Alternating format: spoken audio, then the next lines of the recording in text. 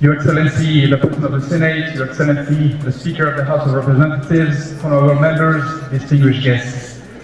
First, let me commend the National Assembly and its leadership for this exercise of direct democracy, during which the House of the People opens its doors to citizens and listens to their voices. And we are glad and proud as the European Union to support you in this event, as we do in many areas of your work, because of partnership is second to none, in particular when it comes to democracy.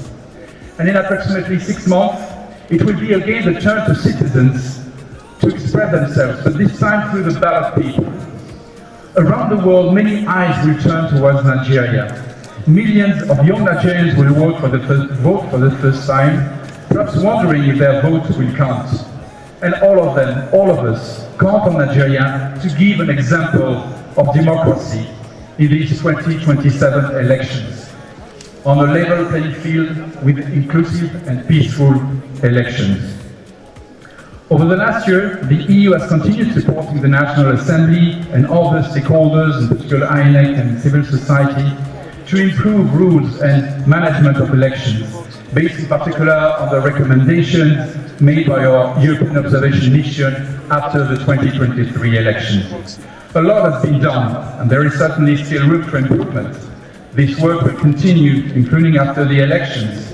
And in 2027, the EU is again ready to support Nigerian elections with expertise through an electoral mission, responding to INEC's kind invitation. Tomorrow afternoon, this open week, will have the opportunity to discuss what is still a pending duty: how to improve women's representation and representation of people, persons with disabilities in the National Assembly and in state houses. Because equality on paper, equality in theory, is not real equality. Nigerians must find their own way to stop lagging behind in international rankings of women's representation. Nigerians' vocation is to lead, to show the example, not to lag behind.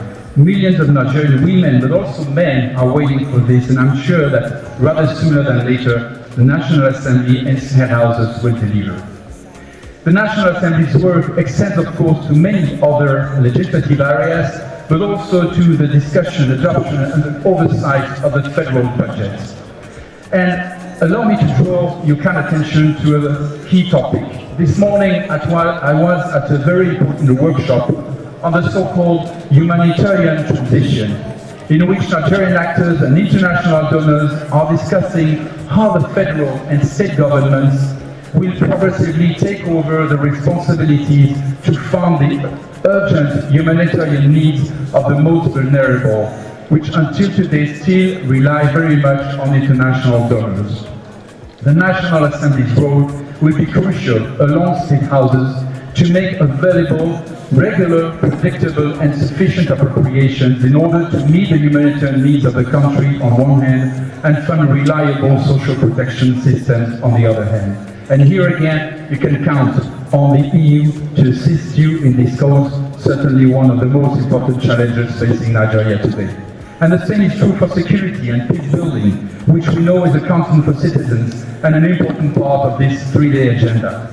The EU is stepping up its efforts in this area, so essential for the future of Nigeria, to join your efforts to dedicate more resources to this national priority. We know that your achievements in Nigeria will have a positive impact for us in Europe. We know that our stability depends also on yours, and we know that our democracies will grow together. I wish you a fruitful and productive open week, advancing transparency, inclusion and reform. Thank you very much. Ombudsman Radio. Justice for all.